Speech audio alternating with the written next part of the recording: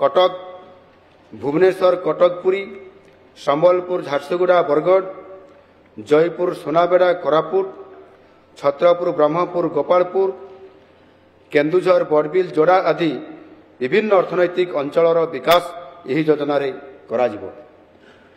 नवसृजन केन्द्र पर्यटन circuit logistic उच्च शिक्षा एवं चिकित्सा केन्द्रिक पर्यटन आदि आइकनिक प्रकल्प गुड़िक यार अंशविशेष रहिबो।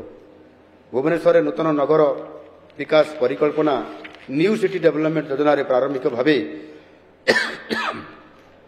322 हेक्टर जमी को विकसित करा सह सेवा शिल्प सूचना प्रजुक्ति विद्या और गवेषणा और विकास को गुरुत्व दे यह क्रमे 3600 हेक्टर को वृद्धि करिवार लक्ष्य धार्य करा जायछि।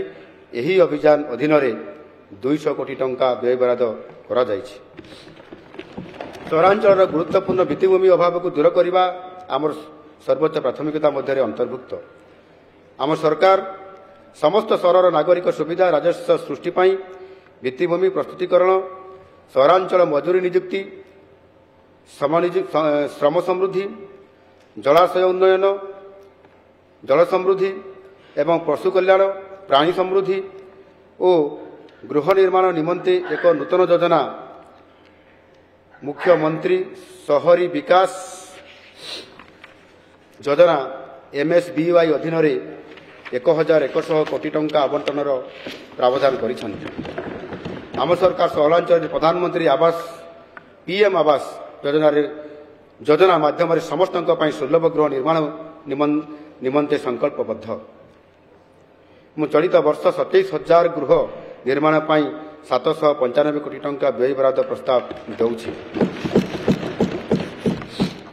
शिल्प और MSME निवेश माननीय बाचस्पति महोदय Utkarsh Odisha make in Odisha conclave Odisha को पूर्वांचल अग्रणी पुंजीनिवेश स्थल मान्यता को सुदृढ़ करिछि। आमे 20टी क्षेत्र में 12,88,000 नियुक्ति संभावना थिबा 16,73,000 लक्ष कोटी टंकार पुंजीनिवेश 593टी प्रस्ताव पाइछु, जहाँ गत तीन संस्करण रे होइतबा निवेशर मोट मूल्य को अतिक्रम करिछि। एही सम्मेलनी ओडिशा को विविध पुंजीनिवेशर प्रकोष्ठ स्थल भाव सुदृढ़ करिछि। आम राज्य में प्रकल्प करने निवेशकों मध्य प्रबल उत्साह प्रधानमंत्री मोदीजी नेतृत्वाधीन डबल इंजिन सरकार प्रतिबद्धतार प्रमाण। केवल खनिज भित्तिक शिल्प नुहे जहाज निर्माण और मरामती पेट्रोकेमिकल्स अक्षय शक्ति सेमिकंडक्टर कृषि भित्तिक शिल्प एवं पर्यटन भली अनेक आनुषंगिक उद्योग में निवेश प्रस्ताव दि जाइछि। यह द्वारा आम राज्यर लोक मैंने जीविका निर्वाह ओडिशा रे भल कर्मसंस्थान पाई परिबे। राज्य अर्थनीतिर वृद्धि उत्पादन और सेवा क्षेत्र में अधिकरू अधिक नियुक्ति सृष्टि करने को पड़िबो। राज्य सरकार बयन शिल्प पोशाक एवं खाद्य प्रक्रियाकरण शिल्प को टायर 2 एवं टायर 3 सहर मानक प्रोत्साहित करुछंती।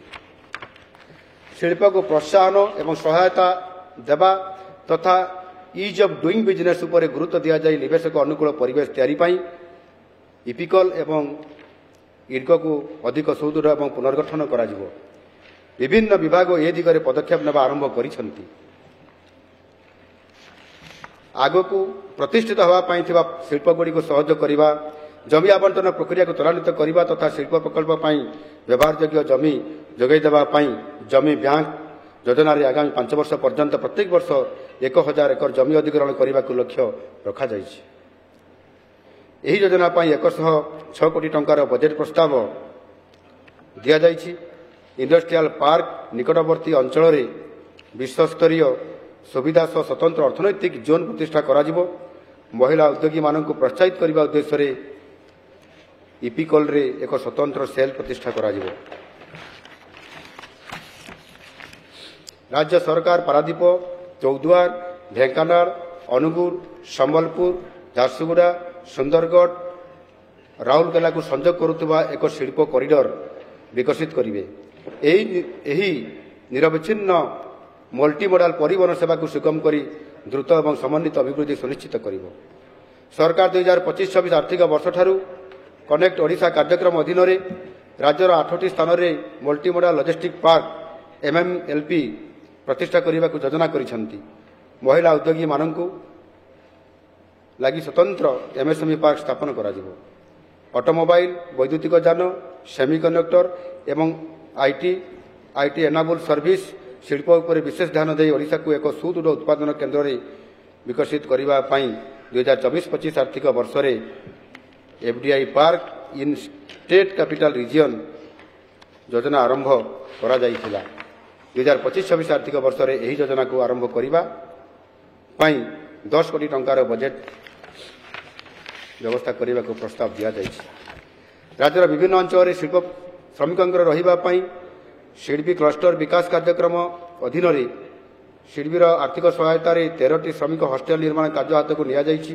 2025-26 शिल्पी क्लस्टर डेवलपमेंट फंड SCDF योजना अधीन 100 कोटी टंका एवं शिल्पांचल में दीनदयाल कर्मचारी निवास योजना अधीन 20 कोटी टंका व्यय बराद करने को प्रस्ताव दिया जाइछि।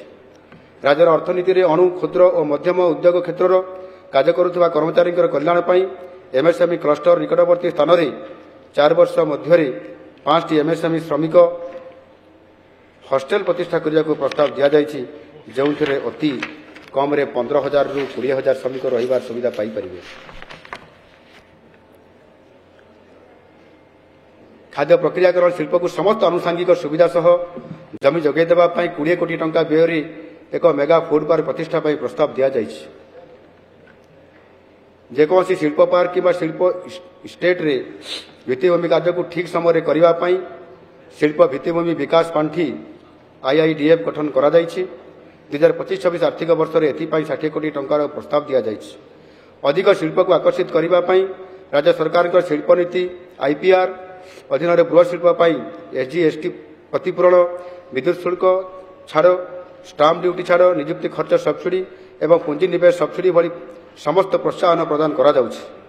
2025-26 आर्थिक वर्ष में सब्सिडी एवं shape of financial assistance against VAT GST reimbursement in large sector योजना अधीन 184 कोटी टंकार प्रस्ताव दिया जाइछि। राज्यर अर्थनीति में अणु क्षुद्र और मध्यम उद्योग क्षेत्र में उल्लेखनीय अवदान रही। स्टार्टअप नीति अधीन MSME गुड़ी को आर्थिक सहायता एवं MSME कर्मचारी कल्याण मु 60 कोटी टंकार व्यय बराद प्रस्ताव देउछि। यह व्यतीत राज्य योजना chief minister scheme for reimbursement of interest to MSME CM श्रीम अधीन राज्यर उत्पादनकारी MSME रप्तानीकारी सुध बोझ को ह्रास करने 30 कोटी टंका व्यय बराद करने को प्रस्ताव दूसरी। MSME क्षेत्र में स्टार्टअप गुड़ी को साहाय्य करने ओडिशा स्टार्टअप अभिवृद्धि पांठी अधीन 25 कोटी टंकार सहायता प्रस्ताव रही। महिला उद्योगी मान सुविधा अनुरोध आधार में आम इपिकल रे महिला उद्योगी मान एक स्वतंत्र सेल प्रतिष्ठा करुछु।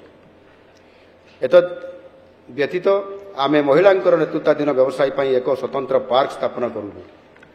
हस्ततंत्र बयन और हस्तशिल्प राज्य में बयन शिल्प पोशाक एवं वैषयिक बयन शिल्पर सामग्रिक विकास आम प्राथमिकता।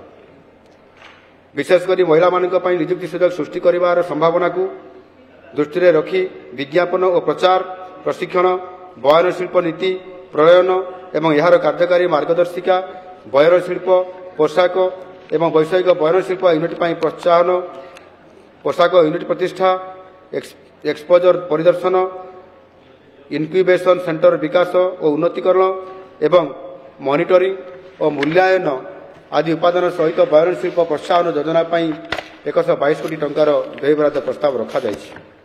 हस्तशिल्प प्रोत्साहन पोही अधीन संगठित क्षेत्र में 69 लाख वर्गमीटर हस्ततंत्र कपड़ा उत्पादन लक्ष्य रही जहाँपाई 122 कोटी टंकार प्रस्ताव रही। याद्वारा प्राय 81,000 लोकों को समवाय क्षेत्र में निजुक्ति मिल एवं कार्यशाला निर्माण दक्षता उन्नतीकरण एक्सपोजर विजिट टेक्नोलोजी हस्तक्षेप और कंचामाल सहायता मिल।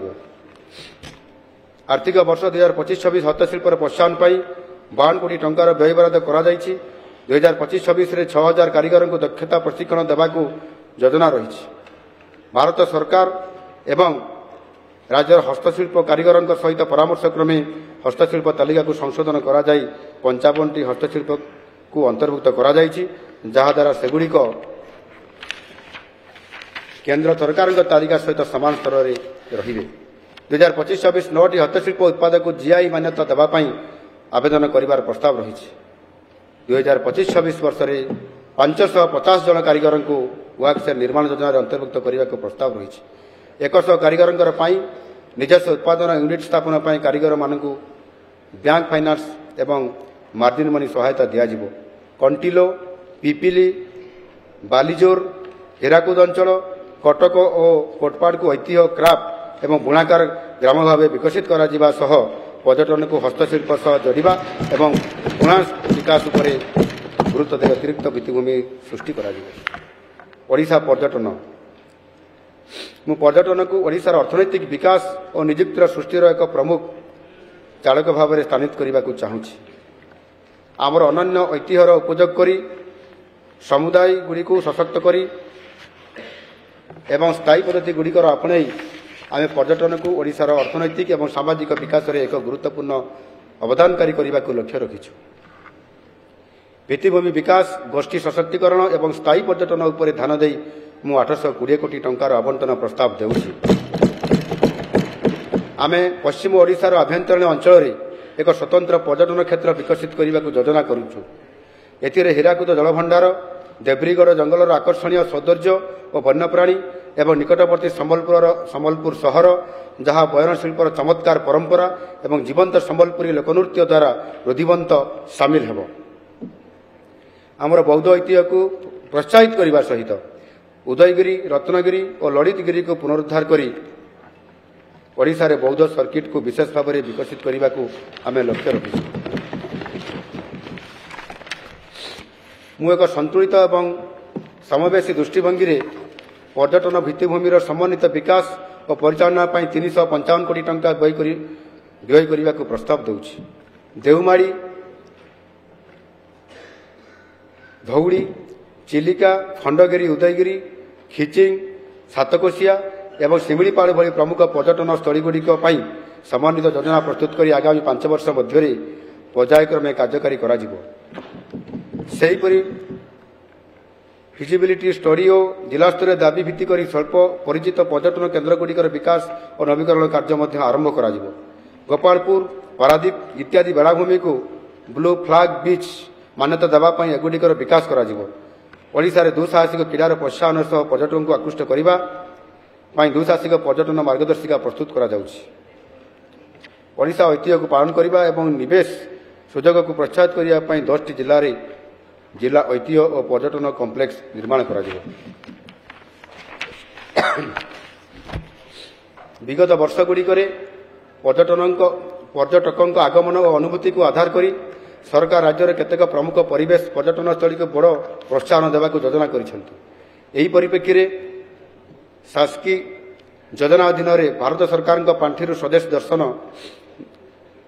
2.0 ଅଧୀନରେ ଦେବ୍ରିଗଡ଼ ଓ ସାତକୋଶିଆରେ ଏବଂ ରାଜ୍ୟ ପାଣ୍ଠିରୁ ଶିମିଳିପାଳ, ଭିତରକନିକା, ମହେନ୍ଦ୍ରଗିରି ଓ ଚିଲିକାରେ ଆଧୁନିକ ଓ ପରିବେଶ ଅନୁକୂଳ ସୁବିଧା ବିକଶିତ କରାଯିବ। ଇକୋ ଟୁରିଜମକୁ ପ୍ରୋତ୍ସାହିତ କରିବା ପାଇଁ ଆହୁରି ବଳିଷ୍ଠ ପଦକ୍ଷେପ ନିଆଯିବ। ଏକ ସମନ୍ୱିତ ମାଷ୍ଟର ପ୍ଲାନିଂ ଅଧୀନରେ ବିଶ୍ୱ ପ୍ରସିଦ୍ଧ ଚିଲିକା ହ୍ରଦକୁ ଏକ ସ୍ୱତନ୍ତ୍ର ପର୍ଯ୍ୟଟନ ଜୋନ୍ ଭାବେ ବିକଶିତ କରାଯିବ। ପର୍ଯ୍ୟଟକ ଡଙ୍ଗାକୁ ପରିବେଶ ଅନୁକୂଳ କରିବା ପାଇଁ ଇଞ୍ଜିନ୍ ବଦଳାଇବା ସହ ଚିଲିକାରେ ଏକ ପକ୍ଷୀ ସଂଗ୍ରହାଳୟ ପ୍ରତିଷ୍ଠା କରାଯିବ। ମହାପ୍ରଭୁ ଶ୍ରୀ ଜଗନ୍ନାଥ ଓଡ଼ିଆ ସଂସ୍କୃତିର ପ୍ରାଣକେନ୍ଦ୍ର ଅଟନ୍ତି। ଜୀବନ କାଳରେ ଥରେ ରତ୍ନ ସିଂହାସନରେ ବିରାଜମାନ ମହାପ୍ରଭୁ ଶ୍ରୀ ଜଗନ୍ନାଥଙ୍କର ଦର୍ଶନ ପାଇବା ପ୍ରତ୍ୟେକ ଓଡ଼ିଆଙ୍କର ଇଚ୍ଛା। ଗରିବ ଭକ୍ତଙ୍କ ମନସ୍କାମନା ପୂରଣ କରିବା ପାଇଁ ଆମେ ଏକ ନୂଆ ଯୋଜନା ଶ୍ରୀ ଜଗନ୍ନାଥ ଦର୍ଶନ ଯୋଜନା ଆରମ୍ଭ କରିବାକୁ ଯାଉଛୁ। ପ୍ରତ୍ୟେକ ଜିଲ୍ଲା ସଦର ମହକୁମାରୁ ଶ୍ରୀ ଜଗନ୍ନାଥ ଦର୍ଶନ ସ୍ୱତନ୍ତ୍ର ବସ୍ରେ ଗରିବ ଭକ୍ତମାନେ ମାଗଣାରେ ପୁରୀ ଆସି ଶ୍ରୀଜଗନ୍ନାଥ ମହାପ୍ରଭୁଙ୍କୁ ଦର୍ଶନ କରିବା ସହ ମହାପ୍ରସାଦ ସେବନ କରିପାରିବେ। ଏଥିପାଇଁ ବଜେଟ୍ରେ 30 କୋଟି ଟଙ୍କାର ବ୍ୟୟ କରାଯାଇଛି।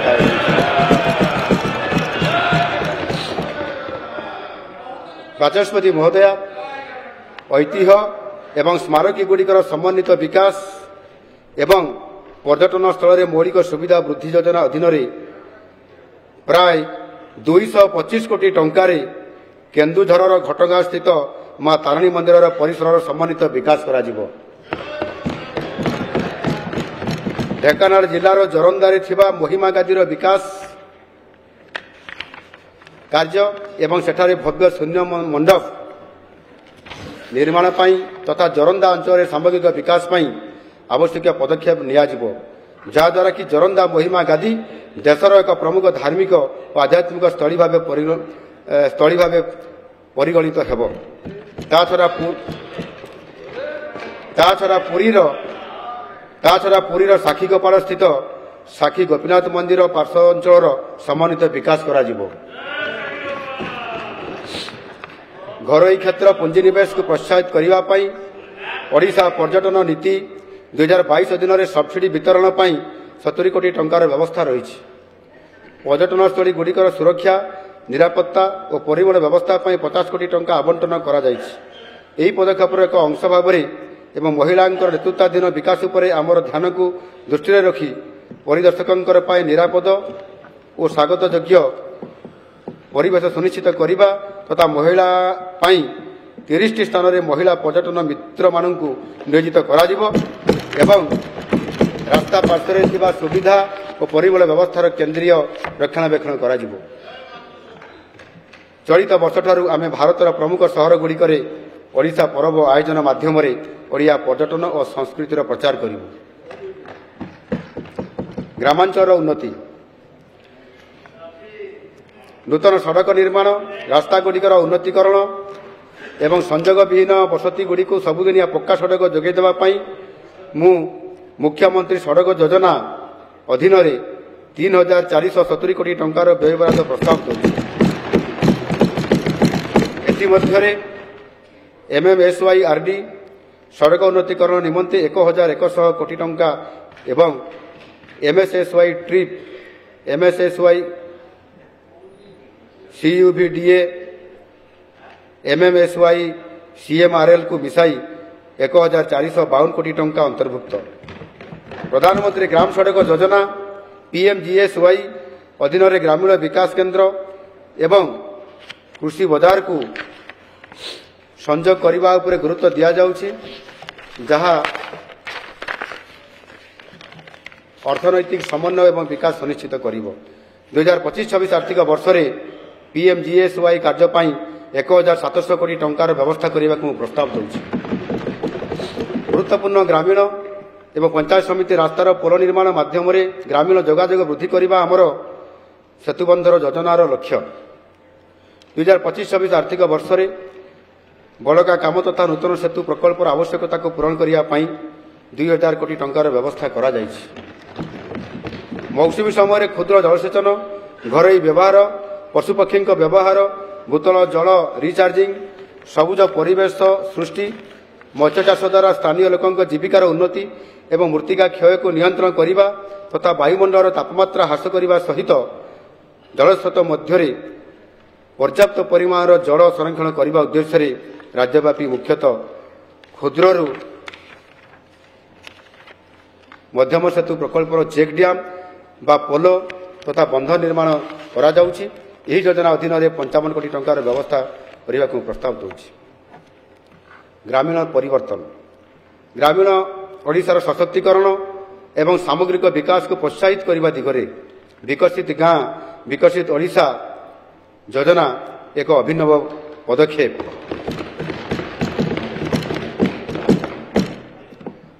ଆଗାମୀ ବର୍ଷମାନଙ୍କରେ ମଧ୍ୟ ଏହି ଯୋଜନାରେ ପ୍ରତିବର୍ଷ 1,000 କରିକି 5 ବର୍ଷରେ 5,000 କୋଟି ଟଙ୍କାର ବିନିଯୋଗ ସହିତ ଗ୍ରାମୀଣ ଭିତ୍ତିଭୂମିକୁ ବୃଦ୍ଧି କରିବାକୁ ଲକ୍ଷ୍ୟ ସ୍ଥିର କରାଯାଇଛି। ସଡ଼କ ଯୋଗାଯୋଗ, ନାଗରିକ ସୁବିଧା, शैक्षिक सुविधा एवं ग्रामांचल पर्यटन विकास उपर एही योजनार गुरुत्व दियाजिब।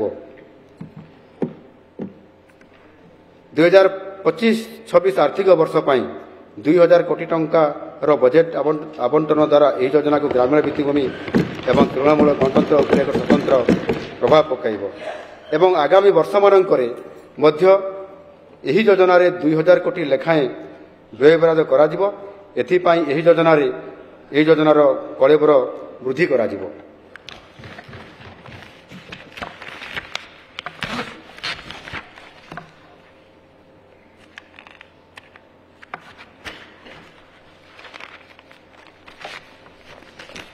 छात्रघर प्रत्येक परिवार आवश्यकता एवं अधिकार अटे। ग्रामांचल समस्त योग्य परिवार को पक्का घर जोगई देवा को आम सरकार प्रतिश्रुतिबद्ध।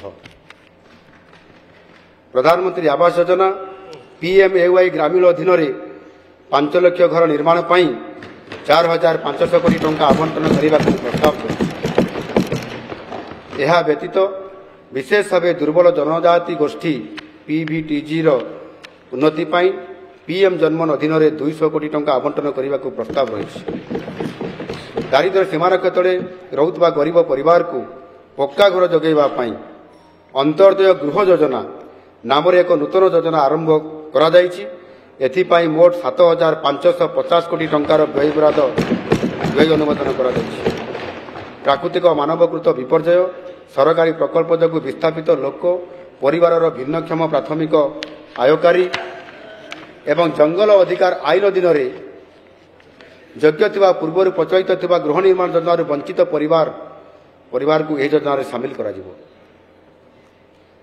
आसंता 3 वर्ष रे अति कम 2,25,000 नूतन कंक्रीट घर मंजूर करा जिवो।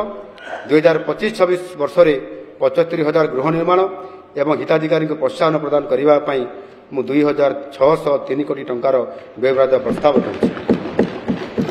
प्रत्येक ग्रामीण परिवार को अति कम 100 दिन मजूरी रोजगार गारंटी दे जीविका सुरक्षा प्रदान करने महात्मा गांधी जातीय ग्रामीण निश्चित कर्म नियुक्ति अधिनियम लक्ष्य। ग्रामीण जनसाधारण निश्चित मजूरी सुनिश्चित नियुक्ति सुनिश्चित करने 2,500 कोटी टंकार प्रस्ताव दि जाए। 30 प्रभावित ब्लॉक रे डिस्ट्रेस्ड माइग्रेशन को रोकने NREGA अधीन अतिरिक्त 200 दिन श्रम दिवस जोगई देवा को प्रस्ताव रखुछु। राज्य सरकार यही ब्लॉक गुड़िक सर्वनिम्न मजूरी सुनिश्चित करने MG NREGS मजूरी वृद्धि करिसेंती। एथिपाई सरकार राज्यर टिकस संबल निजस्व संबल दैनिक अतिरिक्त 98 टंका प्रदान करुछि। यही प्रयास पाई राज्य योजना मनरेगा को राज्य सहायता अधीन 700 कोटी टंकार व्यवस्था करा जायछि।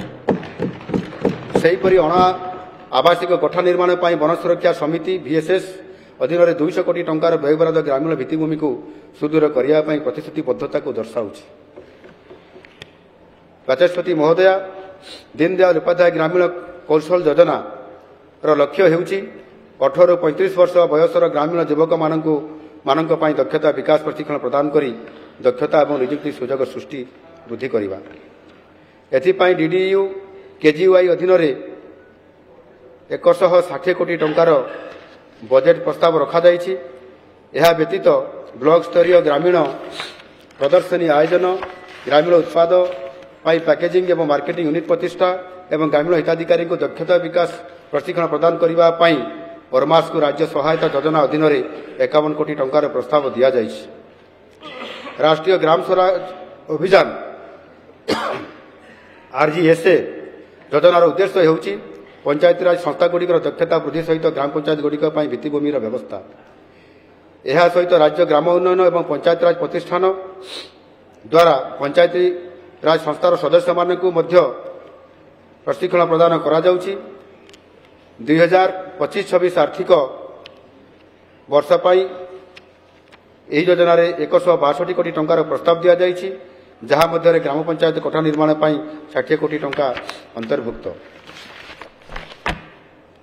पानीय जल जोगाण पानीय जलर सुविधा माननीय बाचस्पति महोदय जल जीवन मिशन अवधि को 2028 मसीहा पर्यंत वृद्धि करने एवं केंद्र बजेट 2025-26 यथेष्ट अर्थ आवंटन ମୁଁ ମାନ୍ୟବର ପ୍ରଧାନମନ୍ତ୍ରୀଙ୍କୁ ଆନ୍ତରିକ ଧନ୍ୟବାଦ ଜଣାଉଛି, ଯାହାକି ଏହି ଯୋଜନା ଅଧୀନରେ ଚାଲିଥିବା ପ୍ରକଳ୍ପକୁ ସମ୍ପୂର୍ଣ୍ଣ କରିବାରେ ଆମ ରାଜ୍ୟକୁ ଅଶେଷ ଭାବରେ ସହାୟକ ହେବ। ବିଶୁଦ୍ଧ ପାନୀୟ ଜଳ ପାଇବା ଏକ ମୌଳିକ ଅଧିକାର। ଓଡ଼ିଶାର ଜନସ୍ୱାସ୍ଥ୍ୟ ଓ ଜୀବନଧାରଣ ମାନର ଉନ୍ନତି ଆଣିବା ଦିଗରେ ସମସ୍ତ ପରିବାର ପାଇଁ ବିଶୁଦ୍ଧ ପାନୀୟ ଜଳ ସୁନିଶ୍ଚିତ କରିବା ଏକ ଗୁରୁତ୍ୱପୂର୍ଣ୍ଣ ପଦକ୍ଷେପ। 2026 ସୁଦ୍ଧା ସମ୍ପୂର୍ଣ୍ଣ ପାଇପ୍ ଜଳ ଯୋଗାଣ ଲକ୍ଷ୍ୟ ଧାର୍ଯ୍ୟ କରିବା ରାଜ୍ୟ ସରକାରଙ୍କର ସମଦୃଷ୍ଟି ଓ ନିରନ୍ତର ବିକାଶ ପ୍ରତି ବଦ୍ଧତାକୁ ଦର୍ଶାଉଛି। ଏହି ପ୍ରୟାସରେ ମୁଁ ଜଳଜୀବନ ମିଶନ ଅଧୀନରେ 7,000 କୋଟି ଟଙ୍କା ଏବଂ ବସୁଧା ଯୋଜନାରେ 1,600 କୋଟି ଟଙ୍କାର ଆବଣ୍ଟନ କରିବାକୁ ପ୍ରସ୍ତାବ କରୁଛି। 24 ଘଣ୍ଟିଆ ବିଶୁଦ୍ଧ ପାନୀୟ ଜଳ ଯୋଗାଇବା ପାଇଁ ମୋ ସରକାର 714 କୋଟି ଟଙ୍କା ବ୍ୟୟବରାଦ କରିଛନ୍ତି। ଏହା ଭାରତ ସରକାରଙ୍କର ଅମୃତ ଯୋଜନାର ପରିପୂରକ ହେବ, ଯେଉଁଠାରେ 847 କୋଟି ଟଙ୍କାର ବ୍ୟୟବରାଦ କରାଯାଇଛି। ପର୍ଯ୍ୟାୟକ୍ରମେ ଓଡ଼ିଶାର ସମସ୍ତ 115ଟି ସହରରେ ଥିବା ସମସ୍ତ ପରିବାରକୁ ନଳ ସଂଯୋଗ ମାଧ୍ୟମରେ 24 ଘଣ୍ଟିଆ ପାନୀୟ ଜଳ ଯୋଗାଣ ସୁନିଶ୍ଚିତ କରିବାକୁ ଲକ୍ଷ୍ୟ ରଖାଯାଇଛି। ଜନସ୍ୱାସ୍ଥ୍ୟରେ ଉନ୍ନତି, ଜଳବାହିତ ରୋଗ ହ୍ରାସ ଏବଂ ଜୀବନଶୈଳୀକୁ ସାବଲୀଳ କରିବା ପାଇଁ ଅମୃତ, ସୁଜଳ ଆଦି ଯୋଜନା ଏବଂ ଅର୍ଥ ଆୟୋଗ ଅନୁଦାନ ମାଧ୍ୟମରେ 2,000 କୋଟି ଟଙ୍କାର ପୁଞ୍ଜିନିବେଶ କରାଯିବ। ଏହି ପଦକ୍ଷେପ ବଢ଼ୁଥିବା ସହରାଞ୍ଚଳ ଜନସଂଖ୍ୟା ପାଇଁ ଜଳ ନିରାପତ୍ତା ସୁନିଶ୍ଚିତ କରିବାରେ ସରକାରଙ୍କର ନିଷ୍ଠାକୁ ପ୍ରତିଫଳିତ କରେ। ସ୍ୱଚ୍ଛ ଓଡ଼ିଶା। ପରିମଳ ହେଉଛି ମାନବ ବିକାଶର ସୂଚନାଙ୍କ। ସ୍ୱଚ୍ଛ ଭାରତ ମିଶନ ଗ୍ରାମୀଣ ଅଧୀନରେ ଗ୍ରାମୀଣ ଓଡ଼ିଶାର କଠିନ ଏବଂ ତରଳ ବର୍ଜ୍ୟବସ୍ତୁ ପରିଚାଳନା ପଦକ୍ଷେପ କାର୍ଯ୍ୟକାରୀ କରିବା ପାଇଁ 300 କୋଟି ଟଙ୍କାର ପ୍ରସ୍ତାବ ଦିଆଯାଇଛି। ସହରଗୁଡ଼ିକରେ କଠିନ, ତରଳ ଏବଂ ବର୍ଜ୍ୟ ଜଳ ପରିଚାଳନାକୁ ଉନ୍ନତ କରିବା ପାଇଁ ଏକ ନୂତନ ଯୋଜନା ସ୍ୱଚ୍ଛ ଓଡ଼ିଶା ଆରମ୍ଭ କରିବାକୁ ମୁଁ ପ୍ରସ୍ତାବ ଦେଉଛି। ଏହା ପାଇଁ 261 କୋଟି ଟଙ୍କା ବ୍ୟୟବରାଦର ପ୍ରସ୍ତାବ ରଖୁଛି। ଏହି ଯୋଜନାର ଏକ ବଡ଼ ସହରଗୁଡ଼ିକରେ ପୁରୁଣା ବର୍ଜ୍ୟବସ୍ତୁର 100% ଜୈବ ପ୍ରତିକାର, ବାୟୋଗ୍ୟାସ୍ କାରଖାନା ପ୍ରତିଷ୍ଠା ଏବଂ କଠିନ ବର୍ଜ୍ୟବସ୍ତୁ ପରିଚାଳନା ବ୍ୟବସ୍ଥାକୁ ସୁଦୃଢ଼ କରିବା ପ୍ରମୁଖ ପଦକ୍ଷେପ ଅନ୍ତର୍ଭୁକ୍ତ। ସ୍ୱଚ୍ଛ ଏବଂ ସୁସ୍ଥ ସହରୀ ପରିବେଶକୁ ସୃଷ୍ଟି କରିବା ସହ ପ୍ରତ୍ୟେକ ସହରାଞ୍ଚଳ ବାସିନ୍ଦାଙ୍କର ମର୍ଯ୍ୟାଦା ବଜାୟ ରଖିବା ଉଦ୍ଦେଶ୍ୟରେ ସ୍ୱଚ୍ଛ ଭାରତ ମିଶନ ଅଧୀନରେ 600 କୋଟି ଟଙ୍କାର ବ୍ୟବସ୍ଥା କରାଯାଇଛି। ଷ୍ଟର୍ମ ୱାଟର ଡ୍ରେନେଜ୍ ଏବଂ ସ୍ଟୋରେଜ୍ ଆଣ୍ଡ ଡ୍ରେନେଜ୍ ପ୍ରୋଜେକ୍ଟ ଭଳି ଯୋଜନାରେ ଦକ୍ଷ ଡ୍ରେନେଜ୍ ବ୍ୟବସ୍ଥା ବିକଶିତ କରିବା ପାଇଁ 640 କୋଟି ଟଙ୍କାର ବ୍ୟୟବରାଦ କରାଯାଇଛି। ନିର୍ଭରଯୋଗ୍ୟ ବିଦ୍ୟୁତ୍ ଯୋଗାଣ। ଆମ ସରକାର ପ୍ରଧାନମନ୍ତ୍ରୀ ସୂର୍ଯ୍ୟଘର ମାଗଣା ବିଜୁଳି ଯୋଜନାକୁ ସମ୍ପୂର୍ଣ୍ଣ ରୂପେ କାର୍ଯ୍ୟକାରୀ କରିବାକୁ ପ୍ରତିଶ୍ରୁତିବଦ୍ଧ। ଏହି ଯୋଜନାକୁ ହିତାଧିକାରୀମାନଙ୍କ ମଧ୍ୟରେ ଅଧିକ ଗ୍ରହଣୀୟ ଓ ବିସ୍ତାର କରିବା ପାଇଁ ସେମାନଙ୍କୁ 3 କିଲୋୱାଟ କ୍ଷମତା ପର୍ଯ୍ୟନ୍ତ ଘରୋଇ ସୋଲାର ପ୍ରକଳ୍ପ ସ୍ଥାପନ ନିମନ୍ତେ 60,000 ଟଙ୍କାର ଅତିରିକ୍ତ ରାଜ୍ୟ ଆର୍ଥିକ ସହାୟତା ପ୍ରଦାନ କରାଯିବ, ଯାହା କେନ୍ଦ୍ରୀୟ ଆର୍ଥିକ ସହାୟତା ଅନୁରୂପ। ପ୍ରଧାନମନ୍ତ୍ରୀ ସୂର୍ଯ୍ୟଘର ଯୋଜନାରେ ଅତିରିକ୍ତ ରାଜ୍ୟ ସରକାର ପ୍ରଦାନ କରିବା ପାଇଁ ଓଡ଼ିଶା ଅକ୍ଷୟ ଶକ୍ତି ବିକାଶ ଯୋଜନା ଅଧୀନରେ 2025-26 ଆର୍ଥିକ ବର୍ଷରେ 890 କୋଟି ଟଙ୍କା ଆବଣ୍ଟନ କରିବାକୁ ମୁଁ ପ୍ରସ୍ତାବ ଦେଉଛି। ଓଡ଼ିଶା ସବୁଜ ହାଇଡ୍ରୋଜେନ୍, ଗ୍ରୀନ୍ ହାଇଡ୍ରୋଜେନ୍, ସବୁଜ ଆମୋନିଆ, ଗ୍ରୀନ୍ ଆମୋନିଆର ଏକ ଅଗ୍ରଣୀ ଉତ୍ପାଦନକାରୀ ହେବାକୁ ଯାଉଛି, ଯାହା ଶିଳ୍ପ ଏବଂ ଭାରୀ ପରିବହନ କ୍ଷେତ୍ରରୁ ବାହାରୁଥିବା ଅଙ୍ଗାରକାମ୍ଳର ପ୍ରଭାବକୁ କମ୍ କରିବ। ଗ୍ରୀନ୍ ହାଇଡ୍ରୋଜେନ୍ର ଟେଷ୍ଟିଂ କମ୍ ରିସର୍ଚ୍ଚ ସୁବିଧା ପ୍ରତିଷ୍ଠା ପାଇଁ ଆମେ IIT ଭୁବନେଶ୍ୱର ସହ ଏକ ବୁଝାମଣା ସ୍ୱାକ୍ଷର କରିଛୁ। ସେହିଭଳି ଗ୍ରୀନ୍ ହାଇଡ୍ରୋଜେନ୍ ଉତ୍କର୍ଷ କେନ୍ଦ୍ର ପ୍ରତିଷ୍ଠା ପାଇଁ ମଧ୍ୟ ପ୍ରସ୍ତାବ ରହିଛି। ଏଥିପାଇଁ ଭାରତ ସରକାର ଜାତୀୟ ଗ୍ରୀନ୍ ହାଇଡ୍ରୋଜେନ୍ ମିଶନ ଅଧୀନରେ ପାଣ୍ଠି ସହାୟତା ପ୍ରଦାନ କରିବେ। ସମ୍ବଳର ସୁବିନିଯୋଗ ଏବଂ ସୋଡିୟମ୍ ହାଇପୋକ୍ଲୋରାଇଡ୍ ପ୍ଲାଣ୍ଟରୁ ଗ୍ରୀନ୍ ହାଇଡ୍ରୋଜେନ୍ ଉତ୍ପାଦନ ପାଇଁ ଆମେ ଏକ ପାଇଲଟ ପ୍ରକଳ୍ପ ହାତକୁ ନେଉଛୁ। ଗ୍ରୀନ୍ ହାଇଡ୍ରୋଜେନ୍, ଗ୍ରୀନ୍ ଆମୋନିଆ ପ୍ରକଳ୍ପର